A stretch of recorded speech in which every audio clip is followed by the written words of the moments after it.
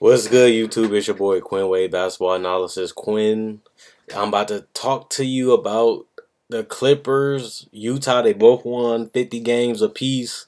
And on top of that, we just waiting to see who gets home court. Utah won today. The Clippers won today. And this is going to be a tough match. But one of the biggest problems is the health of the Utah Jazz. They just never can stay healthy. And it's not just this season. I told people the Jazz is a playoffs team. I've been saying that for 3 years now. And they finally made it to the playoffs. But on top of that, they haven't really been healthy. And their lineup's been switching so much. But the part that's funny is that they still won 50 games with all these injuries and all these different lineups. So we really don't know what type of Jazz team we're going to see. We don't really know what type of Jazz team we're going to get. They're well balanced. They have scorers, slashers, shooters, and playmakers. They got a rim runner, defensive player of the year candidate, and Rudy Gobert that can also dominate the boards, get a lot of rebounds, protect the paint, and also shoot a decent from the free throw. He got better every season from the free throw line. And on top of that, you got George Hill. He had a way more improved season. He's more aggressive. He's attacking. He can shoot the three. He's shooting good percentages. He can get to the line, and he can run a point guard without forcing any shots. He can play within the system, take shots within the system, and make his job is very easy. Then you got Gordon Hayward, a guy that been in and out of the lineup. They're all-star since Darren Williams, I believe. And he has a very good season, too, averaging 20-plus points a game, shooting, sniping from the three, sniping from the field goal percentage is high, and he has improved. He's one of the most improved players this year. I knew that Gordon Hayward, I had him as my most underrated player coming into this season, and he proved that he was underrated. Now that he's an all-star and a player that averaged 20 points, he might even be on the All-NBA third team. That's a lot of ground that he has made over the last couple years, and he actually helped lead the team, even though he missed half the season. A lot of games in the season. He helped the team accomplish a 50-win total, and they still have a chance of getting home court in the first round against the Clipper team. Now, let's talk about the matchup. Chris Paul, Blake Griffin, DeAndre, and the whole Clipper team, just like the Utah Jazz, they haven't really played that much together because of so many injuries throughout the season that really hurt them this season. But Chris Paul is one of the best players in the league, one of the most dominant players in the league, one of the best point guards in NBA history, just because his assist to turnover ratio and his field goal percentage. And for him to be 6 feet tall and still stay that efficient and have very good basketball IQ and shot selection and knowing when to pass and not forcing any plays, he can really dictate the pace of the game in this series. He can really control the game. He can help his team win close games. He can close out blowouts, even though he flopped against OKC a couple years ago. But this Clipper team has more firepower. I like the Utah team. I like how they're structured. I like the veterans. I like the team. This Utah team can lock you down. But their biggest weakness is just like the Thunder. This team has a lot of talent compared to the Thunder. A lot of better individual players. A lot more shot creators. And a lot more shooters.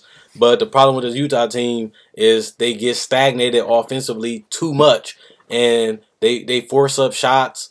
They get blocked from going to the paint, and they just act like they lose their mind how to score the basketball. And the Clippers is one of them teams that can be an offensive juggernaut any given day. They can just lay it down on you, 15, 16, 20-point lead. They can get hot from the three, J.J. Redick, Jamal Crawford, Chris Paul, and they can beat you up on the inside with DeAndre and Blake Griffin. Even though Blake Griffin ain't the rebounder that he was before, he still can post up, he can get people in foul trouble, and he still can knock down the mid-range and cut to the basket for pick and rolls.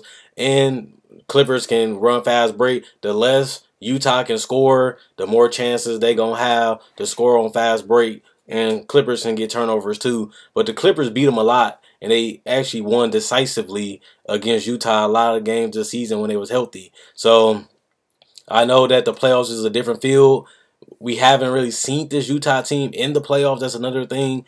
They haven't made the playoffs for the last couple years, and now they finally getting a berth, and they won 50 games. But we just don't know how the coach is going to adjust to the Clippers, what his game plan going to be, how they going to play the Clippers, because like I said, the Clippers won decisively throughout the season, and it's hard to see this Utah team mustering up a lot of points to beat the Clippers that can get hot any quarter. But the thing for the Jazz to do is try to basically force them into Rudy Gobert. Derek Favors and Rudy Gobert are athletic bigs, and then they have decent bigs coming off the bench like Boris Diaw. He's a mobile big too, and he can do multiple things. I think Utah actually is the better team. It's just that their offense is so bad sometimes that they have to rely on their defense to stay in games, and sometimes that just can't carry them to the promised land, which is winning the game. So that's going to be an ongoing thing in this series. Can Utah score enough points to beat the Clippers? And if they can close out close games, because Gordon Hayward can be clutch, George Hill can hit some clutch buckets, and Rudy Gobert can get some key stops and some key blocks, some key rotations, and he can also rebound and close out possessions. So this is going to be a very good series. I think this is going to be a 7-game series. I could be wrong, but I just see George Hill, Gordon Hayward matching up good against this Clipper team, making the team shrink. And once they get used to it, even though I don't know how the coach is going to do it, I think they can pull out some close games over the Clippers by their defense. But Clippers have the star power with Griffin and Chris Paul and Jamal Crawford being a multiple six-man of the year. They have the experience. They have the consistency that they need to score throughout quarters and closing out quarters. DeAndre Jordan can help contain Rudy Gobert, even though it's going to be hard to do. I think Rudy Gobert is a better version of DeAndre Jordan. Before DeAndre Jordan became an all-star, I thought Rudy Gobert should be an all-star over DeAndre Jordan, but he got time to do it in the future.